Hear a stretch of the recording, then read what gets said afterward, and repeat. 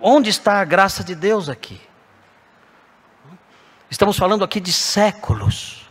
Estamos falando aqui de uma história que atinge séculos longínquos. E começa com Ló lá atrás, andando com seu tio Abraão, e tudo bem. Prosperando, enriquecendo ali com seu tio. E agora terminamos aqui com um homem numa caverna. E vemos a projeção disso ao longo dos séculos, até os dias pós-exílicos, com esses povos terríveis sendo descendentes desse homem. Onde está a graça de Deus ao longo desses séculos todos, nessa família, nessa história? Onde podemos ver o Deus bondoso controlando tudo isso?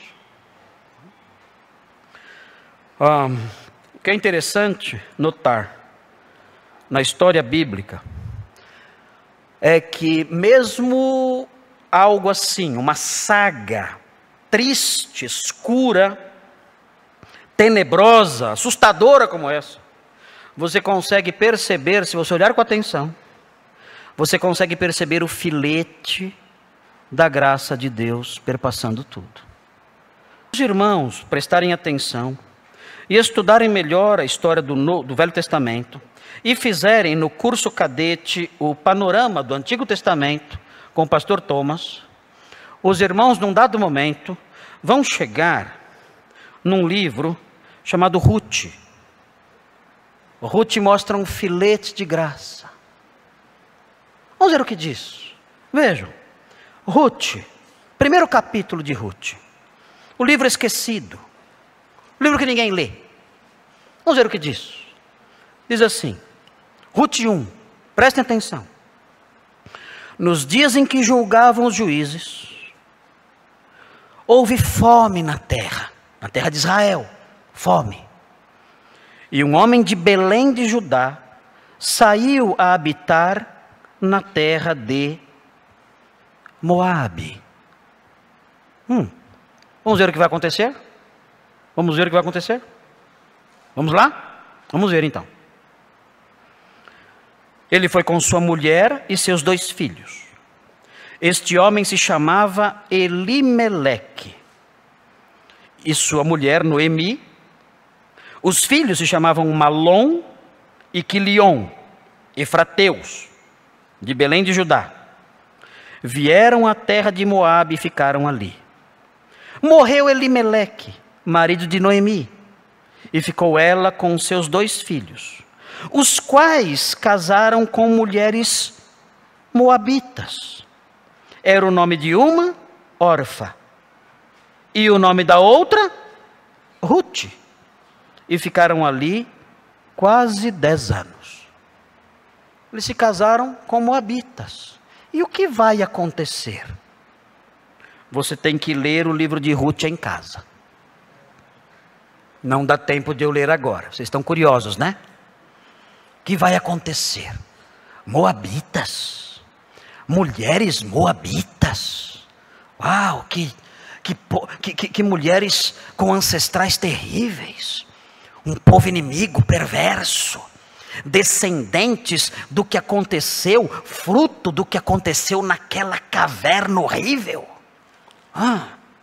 O que vai ser de bom daqui?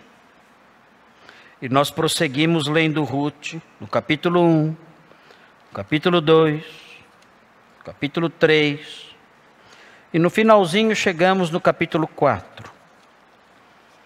E acontece no capítulo 4 um casamento. Veja o casamento. É o casamento de uma moabita, chamada Ruth, que dá nome ao livro.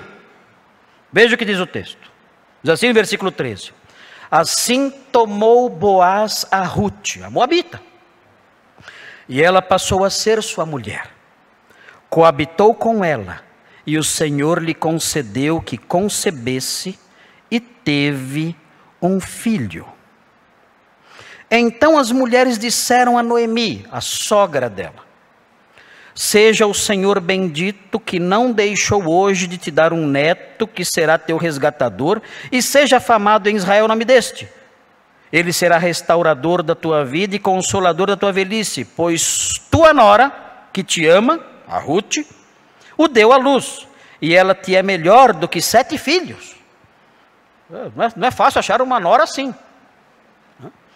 Geralmente reclamam das sogras, né? Aqui está dizendo que Ruth era uma nora melhor do que 7 filhos. Vejam a sequência. Noemi tomou o menino, filho de Ruth e de Boaz, e o pôs no regaço, e entrou a cuidar dele.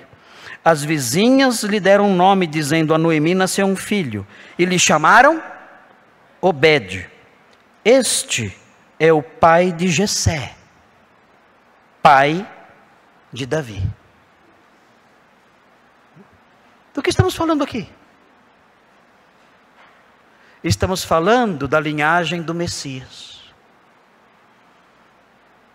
Dá para acreditar nisso? Dá para acreditar nisso?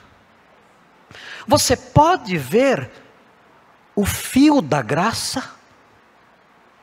É o fio da graça. Na escuridão da história mais suja do Antigo Testamento, na escuridão da história mais repugnante da Bíblia, nós percebemos a graça de Deus num filete fininho, se manifestando e trabalhando, e produzindo a linhagem do Messias, que um dia veio a este mundo para nos salvar.